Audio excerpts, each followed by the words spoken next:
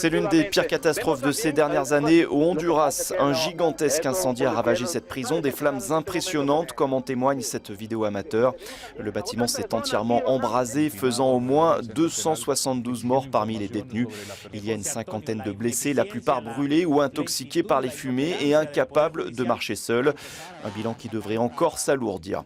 Face au manque d'informations à l'intérieur du centre de détention, des centaines de proches de prisonniers ont pénétré de force dans son enceinte. Ils accusent les secours d'avoir mis trop de temps à intervenir. Une enquête internationale va tenter de déterminer les causes de cet incendie pour lequel la piste accidentelle semble privilégiée. Oui, je suis candidat à l'élection présidentielle.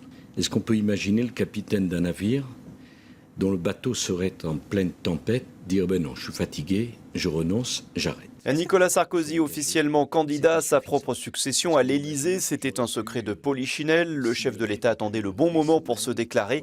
Son sérieux retard dans les sondages derrière François Hollande a sans doute accéléré son calendrier. Revoici donc Nicolas Sarkozy en campagne, comme en 2007. La comparaison s'arrête là car le contexte est radicalement différent. Du coup, son positionnement aussi. Il veut cette fois jouer la carte de la crédibilité internationale, comme l'évoque son slogan « La France forte ». 2007-2012, les poignées de main se ressemblent, l'entrée en campagne est pourtant bien différente. En janvier 2007, grand meeting porte de Versailles alors que Nicolas Sarkozy est déjà candidat depuis novembre 2006. Et son positionnement est fixé. C'est l'homme de la rupture. J'en appelle à la rupture avec nos échecs. Il se présente aussi comme le candidat du peuple et du pouvoir d'achat.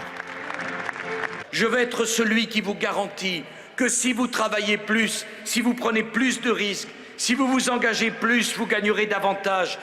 En 2012, Nicolas Sarkozy doit entrer en campagne beaucoup plus tardivement et surtout, il vient de passer 5 ans à l'Élysée. En 2012, il n'est plus le candidat de la rupture, il se succède à lui-même. Il n'est plus non plus le candidat du peuple, il est beaucoup plus perçu comme le président de ceux d'en haut ou des puissants.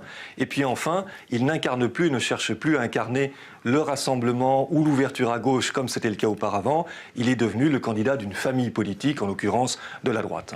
Sa situation dans les sondages est également bien différente. En 2007, avant son entrée en campagne, Nicolas Sarkozy est au coude à coude avec Ségolène Royal et c'est juste après qu'il décolle dans les intentions de vote. En février 2012, le président accuse un retard important face à François Hollande. Enfin, en 2007, il avait démarré sa campagne en multipliant les références à la gauche, puis il avait terminé par un discours marqué à droite. Je veux un ministère de l'immigration nationale et de l'identité nationale. En 2012, il débute son argumentaire par une interview au Figaro Magazine, à droite toute. La suite n'est pas encore écrite. La Syrie compte-t-elle vraiment instaurer une nouvelle constitution? La télévision officielle l'a annoncé, mais la communauté internationale reste très sceptique. Le régime promet de consulter le peuple le 26 février pour ouvrir la voie au pluralisme politique. Une annonce qui contraste avec la situation sur le terrain. Homs, au lieu de la résistance, est toujours assiégé et les combats gagnent d'autres villes comme Hama dans le centre du pays. Pire, on assiste à une escalade de la violence. Les blessés, les enfants sont désormais pris pour cible. Pour la France, l'urgence est de stopper le désastre humanitaire. J'ai réuni à Paris les ONG humanitaires qui interviennent en Syrie. J'ai annoncé que la France dégageait un crédit supplémentaire d'1 billion d'euros qui va s'ajouter à ce que fait l'Europe. Et je pense que l'idée que j'avais lancée il y a quelques jours de corridors humanitaires permettant aux ONG d'atteindre les zones qui font l'objet de massacres absolument scandaleux devrait être reprise au Conseil de sécurité. Les Nations Unies doivent se prononcer ce jeudi sur un éventuel projet de résolution, mais une intervention en Syrie reste très peu probable en raison de l'opposition de la Russie et de la Chine. Soulagement pour les associations d'aide aux plus démunis. Le programme alimentaire de l'Union européenne est finalement maintenu jusqu'en 2014. Pour autant, certaines associations font tout pour ne pas être trop dépendantes de ces aides. La Croix-Rouge alsacienne a ainsi développé un partenariat avec un hypermarché de la région. Chaque matin, les rayons alimentaires sont examinés à la loupe.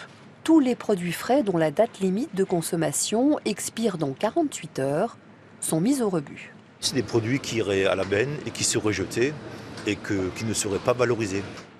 50% de ces aliments ont une seconde vie. Ils sont destinés aux plus démunis, alimentent le SAMU social et autres foyers gérés par la Croix-Rouge. Cela représente 80 tonnes de nourriture par an. En équivalent repas pour des portions de 500 grammes, ça représente 160 000 repas. Une manne soigneusement triée et récupérée chaque matin par les équipes de bénévoles de la Croix-Rouge. Et cela dure depuis 15 ans. Stockés ou distribués immédiatement, ces produits collectés sont de plus en plus indispensables. Nous essayons par ce moyen-là de pallier déjà à l'avance à ce manque de ces produits de l'Europe. Et je pense que nous sommes naturellement optimistes. Nous espérons quand même que l'Europe va continuer à aider avec son plan. Pendant ce temps, au Parlement européen, la bataille continue. Alors aujourd'hui, on a mis un accord jusqu'en 2014. Je pense que jusqu'après, il faut faire un lien entre la PAC et les systèmes sociaux pour permettre aux plus pauvres d'avoir accès à cette alimentation. L'aide alimentaire européenne est garantie pour l'instant jusqu'en 2014. Combien pour ce chien dans la vitrine? Voici le plus beau chien de l'année aux États-Unis. Il s'appelle Malachi. Ce Pékinois de 4 ans a remporté ce concours canin très prisé à New York. Malachi a su s'attirer les faveurs du jury grâce à son joli minois et une toison argentée impeccable. Il a fallu tout de même montrer patte blanche face à de sérieux concurrents comme ce splendide berger allemand, cet athlétique Doberman ou cet élégant dalmatien. Les maîtres ont également été mis à contribution. Le vainqueur ne gagne pas un centime, mais un succès de prestige qui, paraît-il, vaut tous les prix du monde. Avec lui.